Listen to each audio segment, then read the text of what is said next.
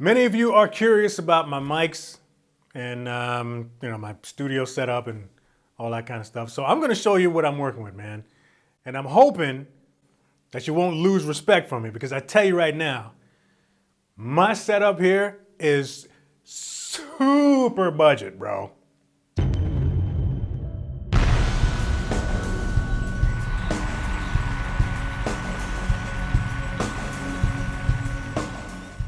So I'm sure there are many of you out there in search for microphones for your kit for whatever reason. Maybe you're setting up a home recording studio, or you just want some mics for your drum room, or maybe you start a YouTube channel of your own and you just want to know how to mic up your kit. Now, if you started searching, you'd notice mics are everywhere and the price ranges are anywhere from $400 for a pack of mics right up to close to 2,000. I'm going to let you know what I got going on here. You've seen my videos, you've heard my kit. I'm going to let you know exactly what I'm using, the interface I'm using, everything you need to know about what's going on in this room here. So I've gotten a lot of compliments on my kit, on the sound of my kit in the videos. So yeah, you might be surprised, man, but all I'm doing, I'm using 5-channel setup. That's it. I got 2 overheads, snare, top and bottom, kick. That's it. That's all I'm working with. So let's start with the mics. For overheads, I got Apex 435s. I got 2 of them. These are now discontinued. I've had these for so long.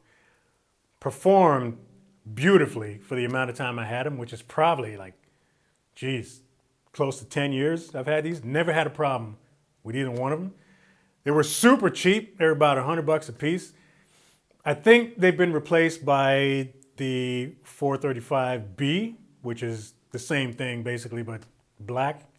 At least up here in Canada. I don't know if you can get them in the States. But yeah, those are what I'm using for overheads. They're super clean and they sound great. On my kick down there, I'm using a Beta 52. I was kind of bouncing back and forth when I was shopping for a mic between the Beta 52 and the D112. I think you get a little bit more rounded, nice sort of low end out of the 52. That's why I like it, at least for my drums here. So yeah, basic Beta 52 on the kick. On the snare, I have a Shure SM57, of course, Swiss Army knife of microphones. Works on a lot of stuff, but it's probably the go-to one for snare. It has been for a long time. Underneath, I have an Opus 88 by Beyerdynamic. When I bought those mics, I bought them primarily for live use. But when I first was setting up my studio and I was shopping for tom mics, I'm like, there's really no reason why I can't use these since I already have them. So these are probably the most expensive of the mics that I'm using. Those were, at the time I bought them, they were about $170 a piece. I ended up getting 3 of them. I got a pack of 3. No, sorry, I got 4 of them. 4 came in the pack. But I'm not, I don't actually use them in the videos anymore. I don't mic my toms in these videos. I'm just sort of relying on the overheads. But yeah, that's what I got on the bottom. So that's it, man. That's all I'm using. 5 mics. 1, 2, 3, 4, 5 on the bass drum. I'm not using a hi-hat mic at all because the overheads are picking them up just fine for me. And I don't have my my toms mic'd anymore. I guess the main reason why, because when I first started, I used to mic my toms, but one of them kind of pooched out on me and I didn't really bother getting it looked at yet. And because I'm using my full setup, I don't have enough mics here to mic everything. So when that mic crapped out on me, I said, you know what? I'm just going to use the overheads and they should sound fine. And they do. So, you guys have heard my kit in plenty of videos. You've commented on how nice they sound. That's all I'm using, 5 mics.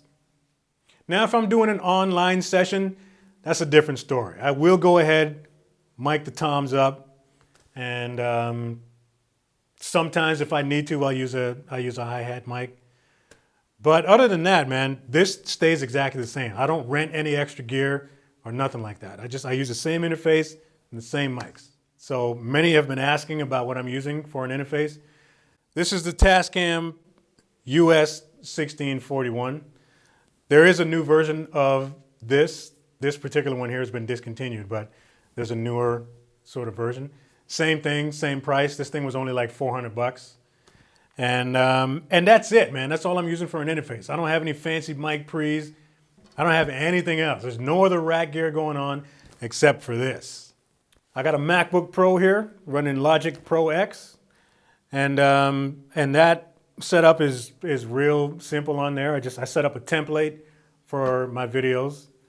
And top channel is overheads, and then kick, snare, top, and snare bottom.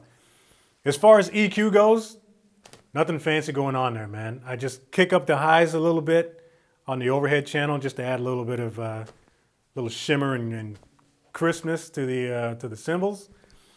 And I have a little sub plug-in going on the kick channel. And that's really about it. Everything else is pretty much the natural sound of the kit. And then for monitors, I'm running a pair of Alesis Active MK2s. These are also discontinued. But yeah, these are awesome. And I really just kind of use those for monitoring and mixing. Sometimes if I'm practicing, if I'm like rehearsing songs for an upcoming show or something, it's cool that I have them kind of at ear level because I can turn them up. So I'll put ears in that have a little bit of ambient, like room for ambient noise so I can hear what's going on. And then I'll just kind of feed the music through these so I can hear it a bit, just to get a bit of a more open sound while I'm practicing. But yeah, that's what I got for monitors. These panels that I got, these foam panels you see on the wall, don't do anything for soundproofing, if you've been curious about that. These are just acoustic foam panels, and they just helped. When I was down here and I first had the kit set up, like a long time ago, when my wife and I first moved in here, there was a lot of natural reverb going on while I was playing. Stuff just bouncing all over the place. So I just stuck these panels up on the wall to help control some of that so I can get a tighter sound on the mics. So, just gonna leave you with a tip and a word of encouragement. Tip, first, don't go spending a ton of dough on mics thinking that your drums are gonna sound awesome if you don't know how to play them and you don't know how to hit them. No amount of gear is gonna make your kit sound good if you can't tune them and you can't hit them. That's why I don't really worry too much on spending, another couple grand on extra gear, because I know how my kit sounds and I know they sound just fine once I stick a couple of mics on them. So yeah, man, just really, that's a big thing. Like, just learn how to tune your drums. Not just in general, but learn how to tune your drums for different situations. Learn what kind of heads you need to use for this or that. Like if you're planning on doing, online sessions or anything like that, just learn how to get the sounds you want to get out of your drums using heads or t-shirts or moonjet or whatever. You can buy gear until you're blue in the face, man, but if you don't know how to tune them, you might as well just replace them all with samples. Now, word of encouragement, just want to leave you with this, man.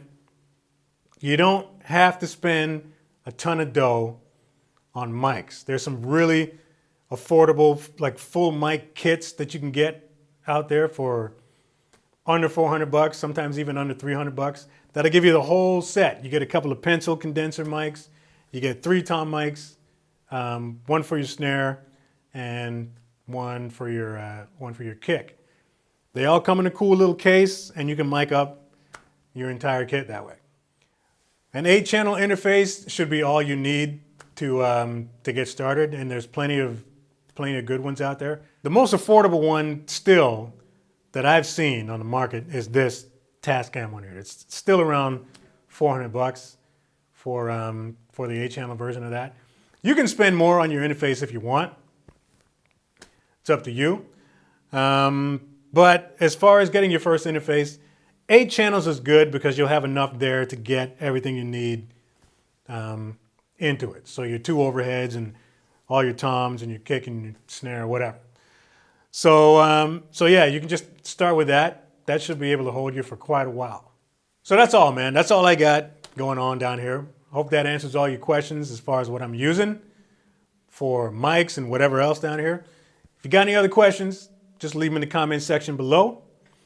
And yeah, that's about it, man. Share this video if you dig it. Like, subscribe. See you next video.